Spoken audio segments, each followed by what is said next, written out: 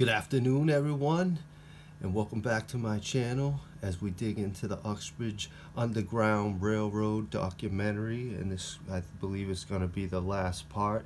I never tested the length of the video and the time, and I got the history book. I don't have time to go through it all because I got to return it to the library today, but I will own that book. I'd like to thank the Uxbridge Library. I'd also like to thank the Sturbridge Library. And as we look into this documentary, you got the Caprons, the Buffums, and the Farnhams. I believe all three of them were possibly Masons, and the one who finds is the one who seeks. And we'll find out who is the true first Master Mason in Uxbridge, as we know the true Master Mason in Southbridge. We're gonna proceed with this video and thank all my subscribers. Here we go. We do know that in 1845, Effingham Capron sold out most of his interests in Uxbridge, and he moved to Worcester, and he bought a mill there, which made broadcloth. And broadcloth was an all-wool product. So I don't know if that was intentional or if it was just a business decision, but that's the facts that we have, is that eventually he was no longer involved in this business.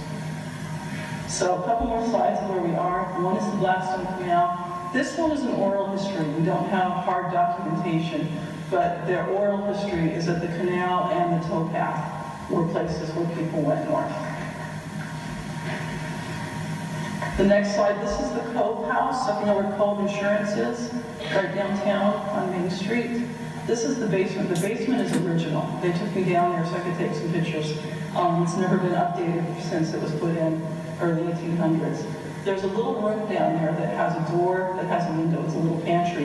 And if you go into the room, there's another room right above it that you can really only get to on a ladder. Now, there's kind of a mythology that everybody was hiding in places. Before about 1840, people could live pretty freely up here in Massachusetts. In the 1840s, and especially after 1850, it was a little more difficult, and that's because federal law changed. So it was no longer as easy for people to tell a bounty hunter to go away. They were actually required by law that if a bounty hunter showed up and wanted help, they were supposed to help them. A lot of people still did not. So it wasn't enforced really well. So the community and connection is also really important. I mean, people pay very safely. If you look, I'm going to go one more slide. Thank you. These are stations in this part of Massachusetts and some of the people who were running them. So I'm going to go from right to left. So the woman on the bottom right, this is Elizabeth Buckham Chase, the one who was receiving the letters that we were reading. Next to her, that's Effingham Capron. He also ran a station here in Uxbridge. She was in Valley Falls, which is in Smithfield. The African-American gentleman up at the top, this is Charles Ruland. He was a descendant of an abolitionist free black family, and he came to Uxbridge many times to speak. Next to him, that's Abby Kelly Foster. She ran a station in Worcester. And then we have Samuel May, who was running the station in Brooklyn, Connecticut. So you can see in this part of the country, these people who were all connected with Uxbridge were actually running a lot of the Underground Railroad in this area. One thing to understand about the Underground Railroad is, in a lot of situations, it was actually by ship. It was a lot easier to move on the ships up the coast, and the ship captains were often not really picky about paperwork. So people would do that. I want to just introduce you to the people who came to Uxbridge. I'm going to go fairly quickly through this section. But when the Anti-Slavery Society was organized in Uxbridge, there were about 2,000 people here. 450 local people became members of the Anti-Slavery Society. And when you consider of that 2,000, half were probably children, that meant about 1 out of 2 people you walk down the street was probably a member of the Anti-Slavery Society here in Uxbridge. So let's go to Reverend Samuel May. So he's the station master in Brooklyn, Connecticut. Then we have, he was a close friend with Effingham Capron, who was a station master here in Uxbridge. And Charles Ruland gave a wonderful tribute to Effingham Capron. He said he was one of the few who never looked over his shoulder to see who were stopping when he asked a colored man into his house. So the next man there is Arnold Buffum. Arnold Buffum would become the president of the American Anti-Slavery Society.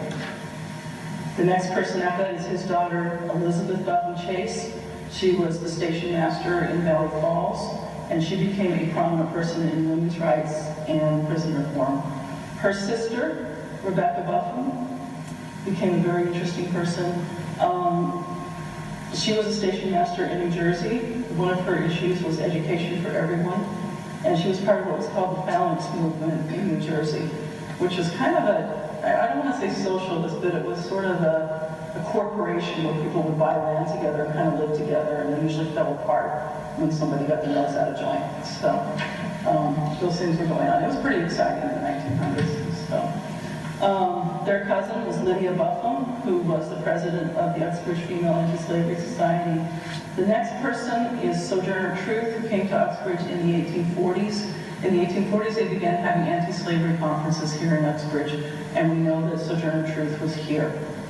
The next one is Angela Grimke Wells, and if you go to the slide after that, that's her sister Sarah. And if you go one more slide, that's the picture that we're using for Nancy Adams. These were the sisters to whom Nancy Adams addressed her letter that we read a little bit earlier. They came to Uxbridge. They were here with the anti-slavery conferences. The next individual is Charles Remond, free man of color from Salem. The next one is Abby Kelly Foster, who we talked about a little bit. And the next one who came to Uxbridge in 1845 was Frederick Douglass. He was here in Uxbridge multiple times. Frederick Douglass was an agent for the Anti-Slavery Society. He worked tirelessly to his last day for women's rights. He was a station master, a newspaper publisher, an author, and an advisor to President Lincoln. And the last person in the circle here, this is William Lloyd Garrison, who also came to Uxbridge and founded the anti-slavery movement.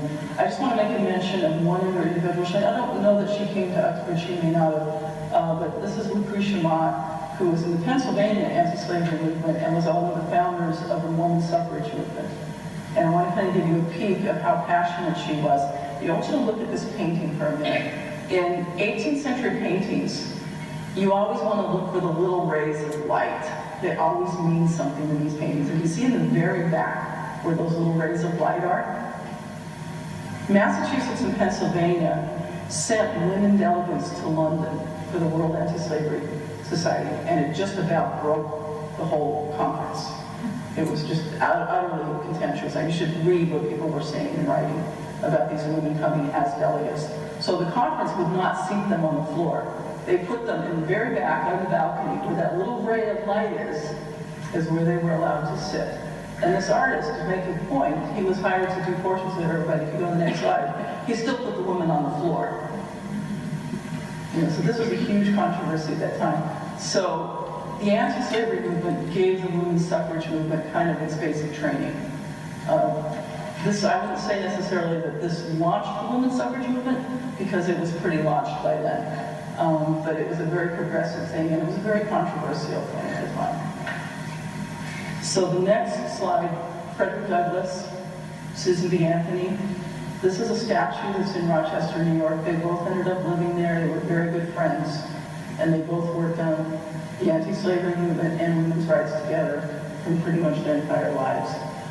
I'm going to stop at the last slide because we're kind of running long, but William Lloyd Garrison said the slaves were entitled to immediate and complete emancipation. Consequently, to hold them longer in bondage is both tyrannical and unnecessary. Thank you.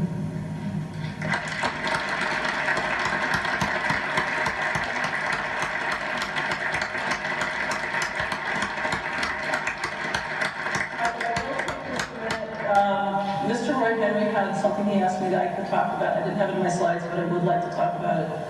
One of the challenges of that time is that you needed to give directions to people who could not read or write. And as some people know, I lived in Guatemala for a while, and I met people there who could not read or write, but still managed their business pretty well. And I found people there who had really phenomenal memories.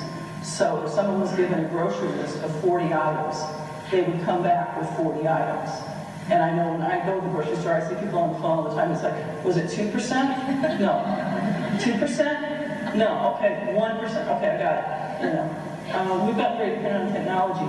But one of the theories, and I hate to say it's a theory because it's still kind of being investigated, is that songs were created to help people learn some of the roots, to learn where places were safe. And he has in his possession a songbook called The Harp of Judah, which has a song that has towns in it, and songs for each town.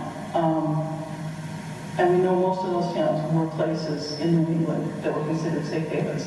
There is a song for Uxbridge in the songbook. And he and I are going to get together. I'm going to see if I can play it on the piano and see if that works. So, okay. Are there any questions before we say that here? Thank you for your attention. I appreciate you coming out tonight.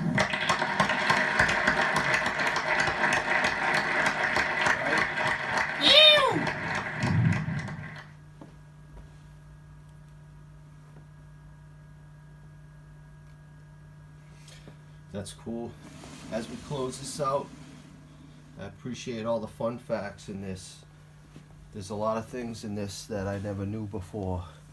And as I've worked in Uxbridge for a few years now, I've been on a 2-year reconnaissance easily on looking at the whole town, delivering over there. And there's mud flood buildings up the yin yang. I'm glad I got this, and I'm glad they've done a real good presentation on this. Some of the things in this are speculative, but it's time to lay everything down on the table and see what was truly left within the historical societies, as Uxbridge is a good town and their taxes seem to be used and dispersed into the town, and the road's good and the people are there good and the old buildings are good and the Masonic element there is strong. We're going to be there one day. Until then, Roby 1, see you on the next video. I'm out.